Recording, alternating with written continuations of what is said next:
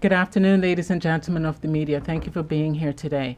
The Minister of Finance, Honorable Curtis Dickinson JP, MP, will provide some prepared remarks, and you'll be able to ask questions afterwards. I ask you to keep your questions specifically to this topic. Thank you very much. Minister? Thank you, Veronica. Good afternoon. In December 1997, the Council of the European Union adopted a resolution on the Code of Conduct for Taxation with the objective of curbing harmful tax competition aimed at jurisdictions with low or zero rates of corporate income tax, such as Bermuda, BVI, Cayman, and the Crown dependencies. I'm very pleased to say that as part of our ongoing commitment to compliance, regulation, and transparency, we implemented reforms, and on the 17th of December 2018, the Economic Substance Act of 2018 was passed by Parliament. This ensures that Bermuda remains off any EU list of non-compliant jurisdictions and will continue to thrive as an international business center.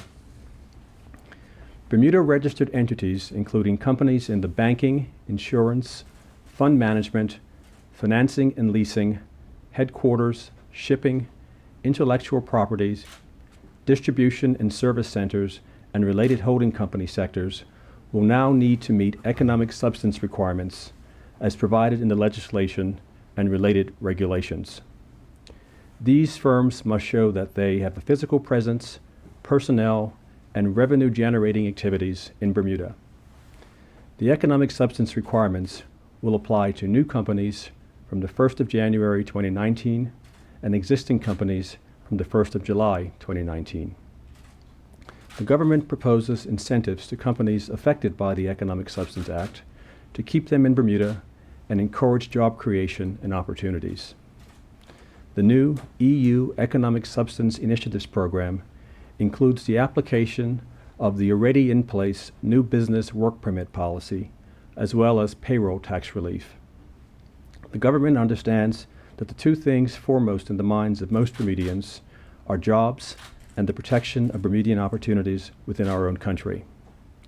Closed or restricted job categories such as front office receptionists or entry-level graduate or trainee positions will remain closed and continue to be protected, giving Bermudians the opportunity to earn employment in the new jobs created by these companies.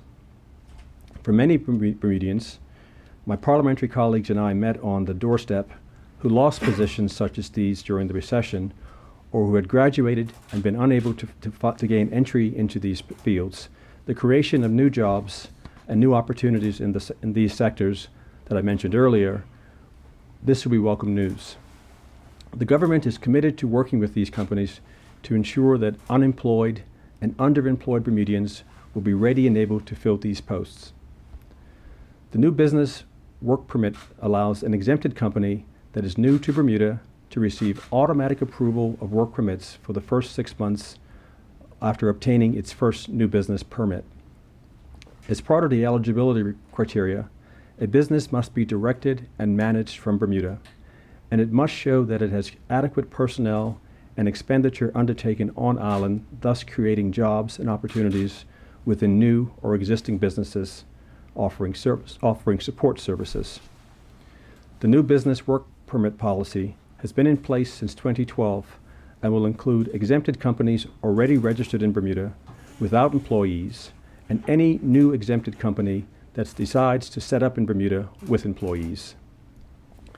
Businesses that will need more than 10 work permits within the first 6 months of operation, for example, a business that's relocating from another jurisdiction, will be required to present to the Minister their Bermuda office staffing plan, including their projections for hiring and developing Bermudians, as well as engaging local service providers to support their organizations. To further encourage job creation, in May of last year, the government granted medium and large companies an incentive that is a 3-year employer payroll tax concession for additional jobs created in Bermuda. With respect to this program, the concession will last for 2 years and extend to companies that create or transfer jobs to Bermuda. The government's plan encourages and rewards investment in Bermuda's economy. encourages businesses already here to expand and stay, and our tax incentives will encourage job creation. Simply put, our goal is to have more companies and more jobs based in Bermuda, providing more employment and entrepreneurial opportunities for Bermudians. In implementing these reforms and drafting this legislation, I'm grateful for the support of the Bermuda Government Technical Officers, the BMA, the Insurance Advisory Committee, ABIC and ABEAR, and all sectors of Bermuda's international business community. This will benefit all of Bermuda. We will continue to be a jurisdiction of choice, and we will continue to work to create job opportunities. Thank you. Minister, how worried are you that some companies might decide they don't want to increase their presence and they just want to relocate elsewhere? I'm not particularly worried at all. I think that there are some folks who will make the decisions that they are required to make in light of the economic substance regulations and the legislation. But I need you to understand that this legislation around economic substance is not unique to Bermuda. It affects a number of jurisdictions, and so folks will need to consider where they're going to go. Are they going to re-domicile back to either their home countries, but they can't go to any other offshore financial center.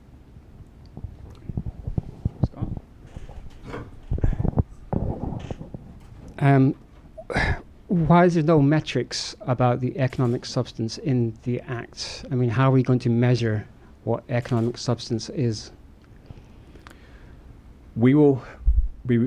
Companies that are based here will be required to make submissions to the Register of Companies. An assessment will be made on terms of their substance based on the data that they provide to us around revenue, employees, activity generated domestically, and then we'll validate whether or not economic substance criteria have been met. Okay. And what kind of resources do you envisage the government's going to have in place, to manage all of this?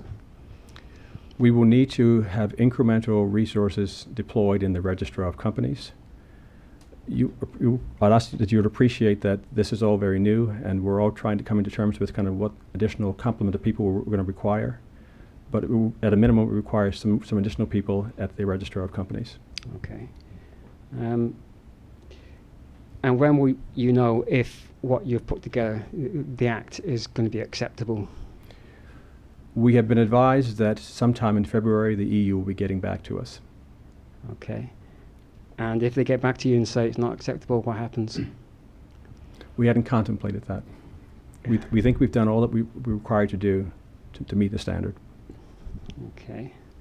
Have you looked at other legislation that's been put forward by other jurisdictions in this manner, and what do you say to what they have done? We are trying to get our hands on other legislation, but we've worked with a broad group of industry players, and we've been guided by some of their insights.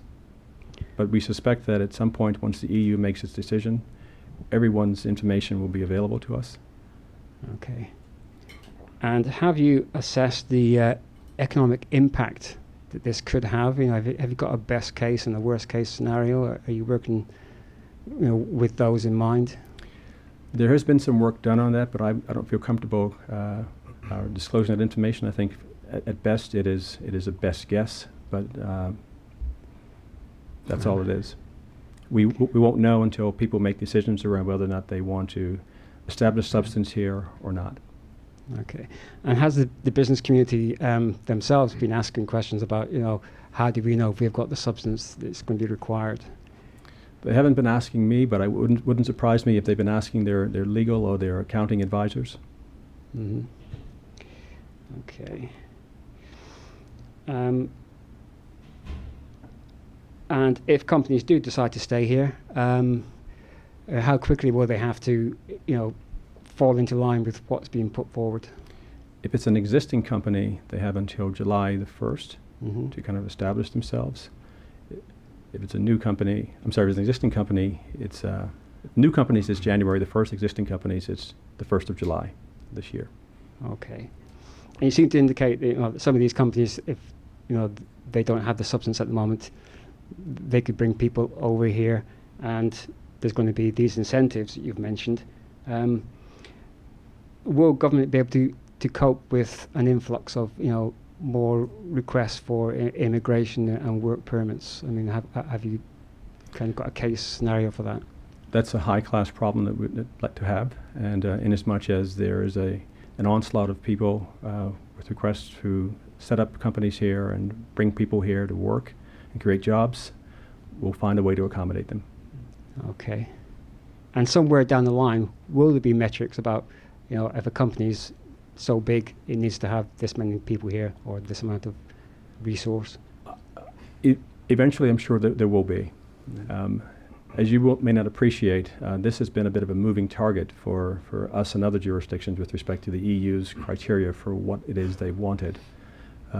So the EU, I'm sure, will transmit to us their views on whether something is substantive or not, and we will make the necessary adjustments.